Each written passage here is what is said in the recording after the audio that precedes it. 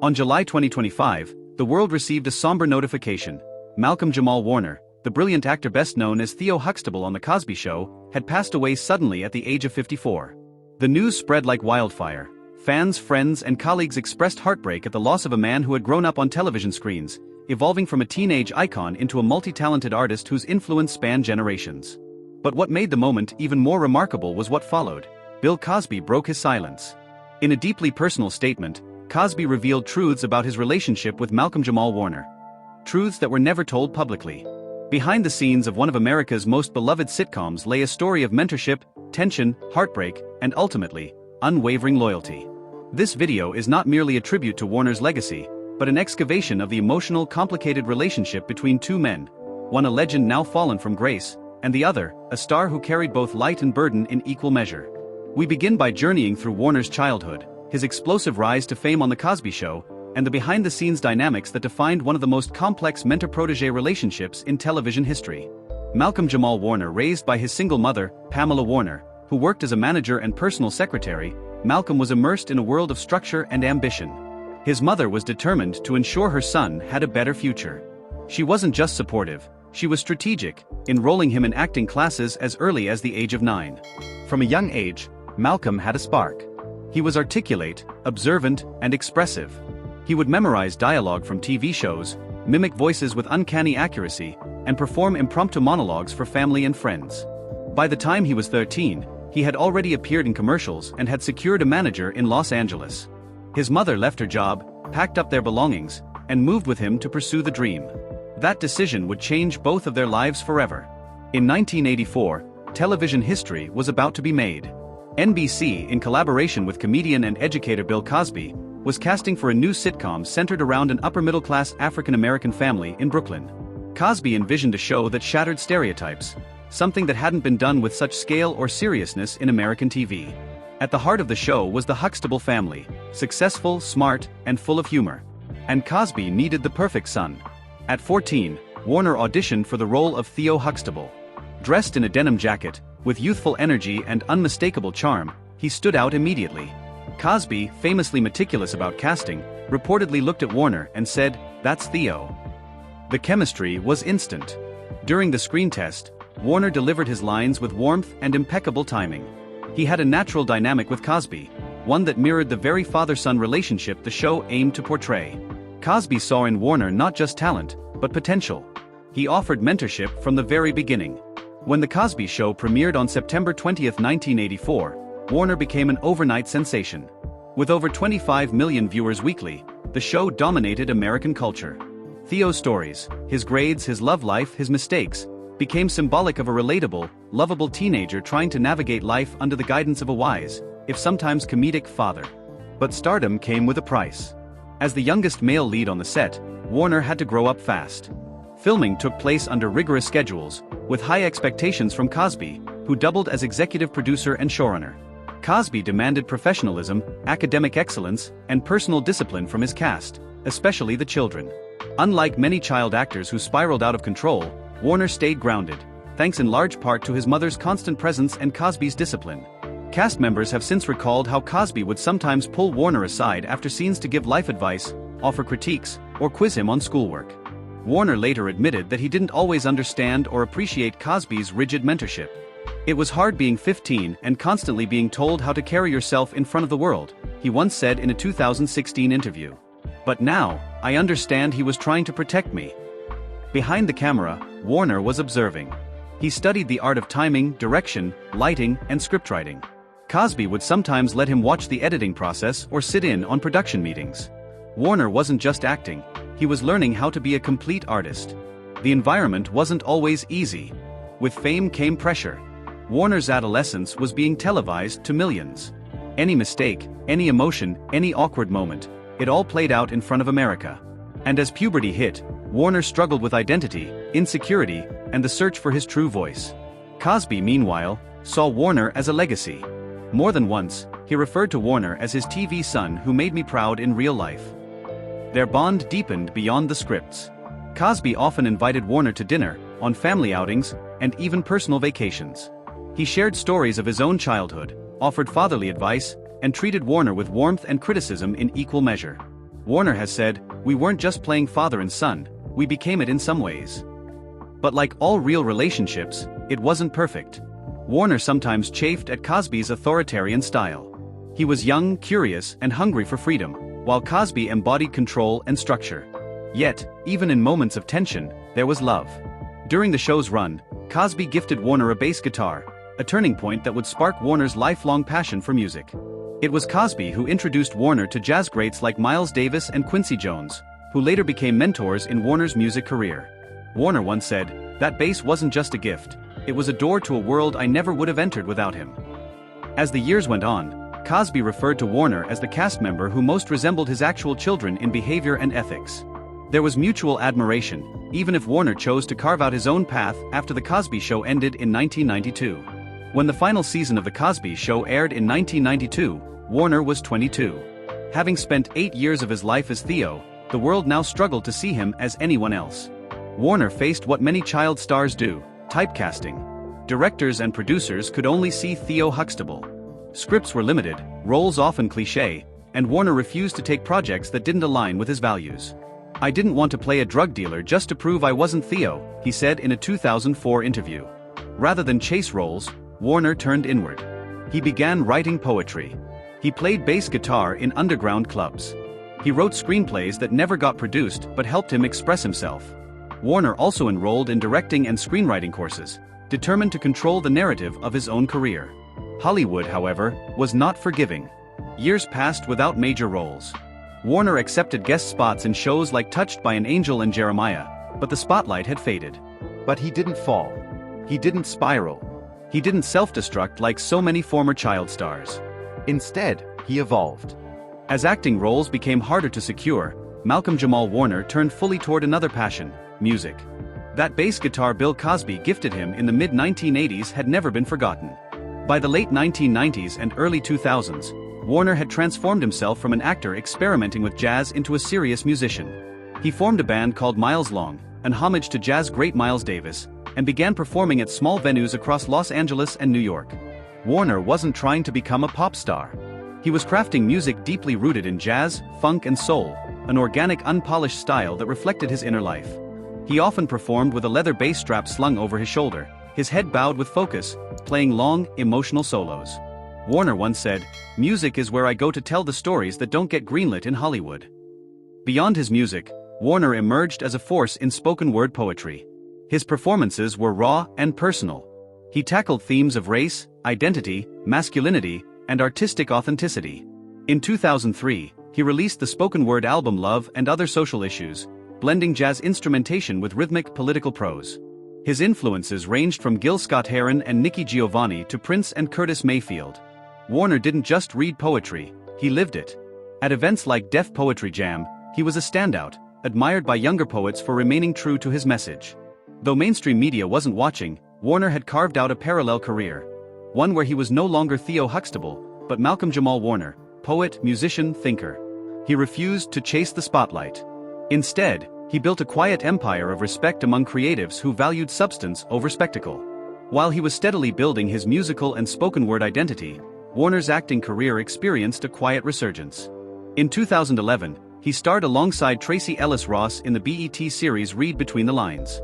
Playing Dr. Alex Reed, a modern father and psychiatrist, Warner offered audiences a fresh look at Black fatherhood, this time not as the son, but as the parent. The series received positive reviews, with Warner's maturity and presence standing out. He won an NAACP Image Award for Outstanding Actor in a Comedy Series in 2012. That role reintroduced him to a generation who may have only known him as that guy from the reruns. Then came a pivotal turn. In 2014, Warner appeared in Sons of Anarchy, playing Marcus Alvarez's right-hand man. The role was small but gritty, far from Theo. It hinted that Warner could step into darker, more layered territory. He continued pushing boundaries. In American Crime Story, The People v. O.J. Simpson, 2016, Warner portrayed A.C. Cowlings, O.J.'s longtime friend, in a performance that earned critical praise. It was his most prominent dramatic TV role in decades. In 2018, he joined the medical drama The Resident as Dr. A.J. Austin, a cardiothoracic surgeon with unmatched skill and complex emotional layers. Here, Warner finally shook off the last remnants of his former child star persona. He was commanding, mature, and cool without trying to be. His portrayal of A.J. Austin received some of the best reviews of his career. He wasn't just back, he was respected. Interviewers began asking deeper questions. Fans saw a man who had grown and evolved. Warner spoke in interviews about protecting his peace, choosing his roles carefully, and avoiding the spotlight when it didn't serve his art. What emerged was a reinvented Malcolm-Jamal Warner, no longer fighting to escape Theo's shadow but standing comfortably in his own legacy. If Malcolm-Jamal Warner had a motto, it may have been, "Let the work speak." Unlike many celebrities of his generation, Warner guarded his private life fiercely. He was never a tabloid fixture, rarely discussed romantic relationships, and avoided social media oversharing. In the early 2000s, it was rumored he dated Michelle Thomas, his Cosby Show co-star who played Justine, Theo's girlfriend. Their bond was real, deep, and ended in heartbreak. Michelle tragically passed away from cancer in 1998. Warner was reportedly at her bedside when she died. He never publicly discussed the pain but called her the most beautiful soul I've ever known. Later, Warner was briefly linked to actress Regina King. The two had a respectful breakup, and both chose to stay silent about the details, again demonstrating Warner's desire to keep private matters sacred. In 2018, Warner quietly revealed he had become a father, though he never disclosed the name or even gender of his child. "Being a father is the most beautiful, terrifying joy I've ever known," he said in a rare interview. "But I want to protect that part of my life." Spiritually, Warner was introspective. He spoke often about centeredness, meditation, gratitude, and purpose. He saw art as a sacred duty. He refused to accept roles or endorsement deals that clashed with his values. He supported mental health awareness, particularly among Black men, speaking openly about therapy and emotional vulnerability. "We're not taught how to talk about pain," he said during a 2022 panel. "I learned how through poetry, through music, and through silence." Those who knew him best, fellow actors, musicians, poets, described Warner as someone who listened deeply, created intentionally, and lived quietly. In 2014, the headlines shifted. Dozens of women accused Bill Cosby of sexual misconduct and assault. The world's perception of Cosby, once America's dad, shattered almost overnight.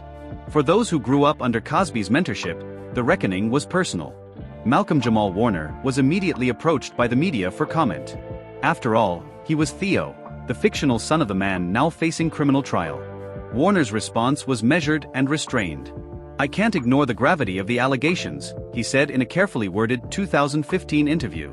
"But I also can't pretend that the man I knew, who helped raise me in this business, wasn't also real." He expressed sympathy for the alleged victims, but refused to throw Cosby under the bus. Warner didn't attend the trials, didn't post on social media, and didn't allow himself to be used as a soundbite for either side. When Cosby was convicted in 2018 and sent to prison, Warner remained publicly silent.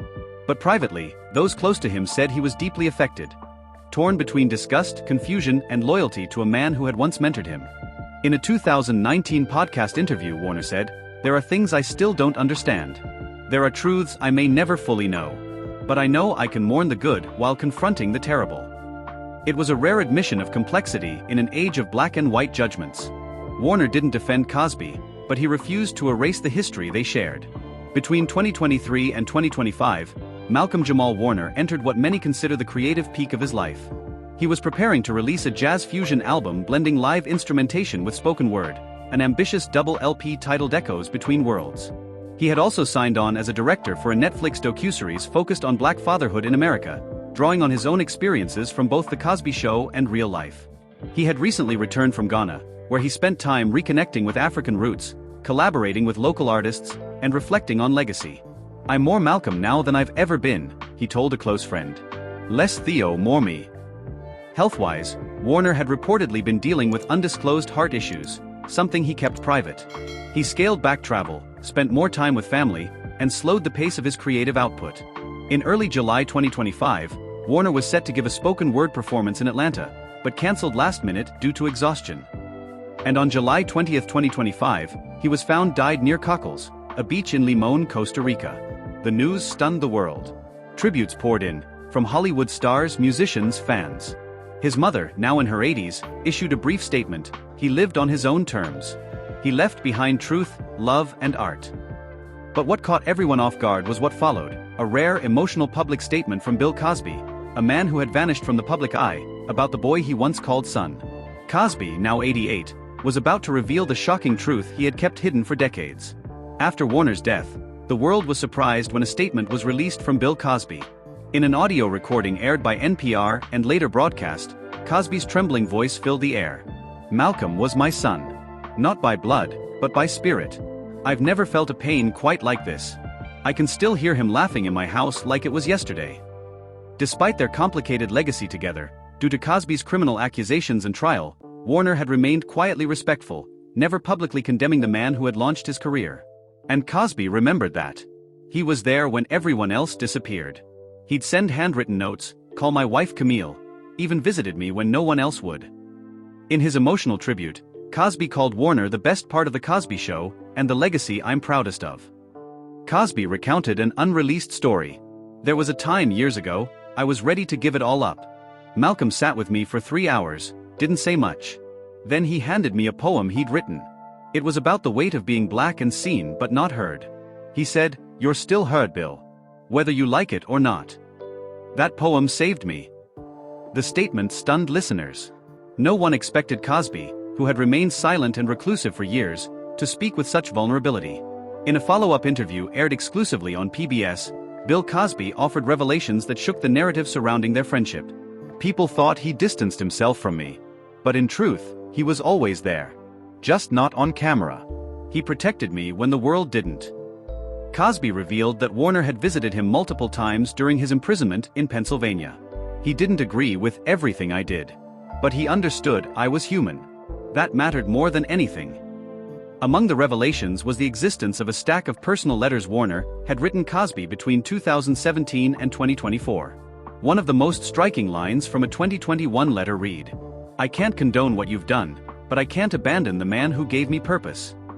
Cosby admitted, "That letter broke me. It was like looking in a mirror and seeing all the things I tried to forget." He also described the final voicemail Warner left for him just a week before his death. "Hey old man, I'm thinking about you. Hope you're still eating that terrible pudding. Let's talk soon, if not in this life, maybe in the next." Cosby wept as he replayed the voicemail on the broadcast. He knew something was coming. "I just didn't want to believe it." In what would become the emotional centerpiece of this chapter, Camille Cosby allowed a single letter, dated October 9, 2023, to be shared publicly. It was handwritten by Malcolm-Jamal Warner and addressed simply, "To the man I once called father." In the letter, Warner reflected on his career and his relationship with Cosby. "The world will never see you as I do. You were stern, arrogant, and at times impossible. But you were also the man who taught me what it meant to hold space in a world that erases us." He described their complicated friendship, acknowledging the pain of watching Cosby fall from grace, but also the weight of gratitude for being mentored. "I needed you to fall. Because your fall taught me how to rise without becoming you." The most haunting line of the letter read, "When I die, I hope I leave behind something more than a character named Theo. I want to leave behind truth, even the kind that hurts." Cosby read the letter during a private memorial service, and according to insiders, broke down mid-sentence. "He was more honest in those pages than I've ever been in my entire life," Cosby reportedly said. The letter has since been archived by the National African American Museum of History and Culture, under a new exhibit, Legacy and Loss, The Life of Malcolm-Jamal Warner. Overcast gray on the day Bill Cosby made his final visit to Malcolm-Jamal Warner's resting place. There was no crowd, no press, no spectacle. Just a quiet hillside cemetery surrounded by tall trees, where the breeze moved with reverence through the leaves. Cosby, now frail at 88, was helped from the car by his assistant and slowly made his way toward the polished headstone that bore Warner's name, birth year of 1970, and the still shocking date, July 20, 2025. In the background, the faint, soulful sound of a live jazz quartet playing one of Warner's own favorite compositions, a mellow blend of upright bass and saxophone, added a layer of aching beauty to the scene. Cosby, dressed in a dark blue coat and holding a folded handkerchief, approached alone. His pace was slow, his body bent with age, but his focus was unwavering. He paused before the stone and looked down, not just at the name, but at the decades of shared history that lay behind it. As he stood there, a quiet montage played in the minds of all who had followed Warner's extraordinary life. A teenage Theo Huxtable bounding down the stairs in The Cosby Show, improvising lines with perfect comedic timing. A young man passionately performing spoken-word poetry in underground clubs. A seasoned artist directing episodes of hit TV dramas. An accomplished musician on stage with his bass guitar under warm spotlights. But for Cosby, the real playing in his mind was far more personal. The table reads, the backstage conversations, the unexpected phone calls late at night, the debates about art and activism, the worry they both shared when the world changed and judged Cosby's legacy in a new light. At the grave, Cosby finally spoke. His voice cracked, worn by age and the gravity of grief. He was the son I never had to raise, but always felt proud of. He didn't just grow up in front of the cameras, he grew beyond them. Became more than any of us imagined. And I loved him. There was no audience for those words, just the wind carrying them into the trees. Cosby then placed something small on top of the grave, a folded copy of one of Warner's poems, Time, Death and Healing, written just 2 years before his passing. The final lines were underlined. Time doesn't fix the broken, it softens the scream. And healing, if it comes quietly, like jazz played at a funeral. As Cosby turned to leave, the jazz band played softly behind him. The camera would have lingered in documentary style, on the elder man retreating, head bowed, not just mourning the loss of a friend, but closing the chapter on a relationship that had defined both of their lives in profound, and sometimes complicated ways. The screen would fade to black, with Warner's voice, archived from an old poetry performance, floating through the silence. I don't fear the end. I fear not having said enough. To the ones who made the middle worth living. Thank you for watching this video.